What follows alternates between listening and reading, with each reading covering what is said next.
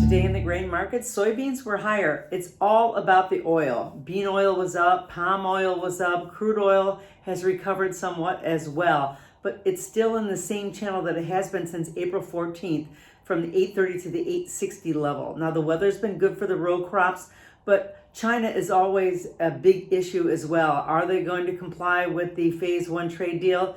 There really has been no change. I know that tensions have been higher, but it's difficult to tell exactly what's going to happen. That's why we see the markets moving sideways, even though beans have been firm and really have been to the high side of the channel. We haven't really quite pushed through those limits yet, but if we do, I think that we could get a little bit of momentum, but there's been some uncertainty in the markets, so it's difficult to say. Now, corn was steady today.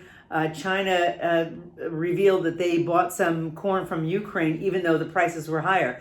Does that have anything to do with the tensions with the U.S.? It could be.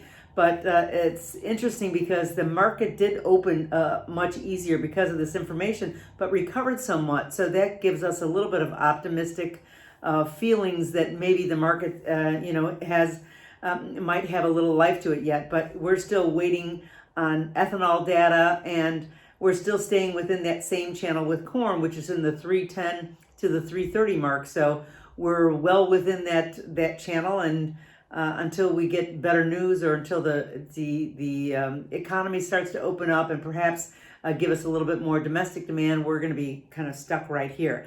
Now, wheat was firm as well. It has regained almost all of yesterday's losses, so just bouncing back and forth. And I think, what does this really mean? All three exchanges were a little bit higher today, but there really isn't any news to give the market some push one way or the other. The U.S. dollar has been retreating somewhat. We're at the 97 level, which has been the lowest it's been in quite a while, but that's still relatively high historically.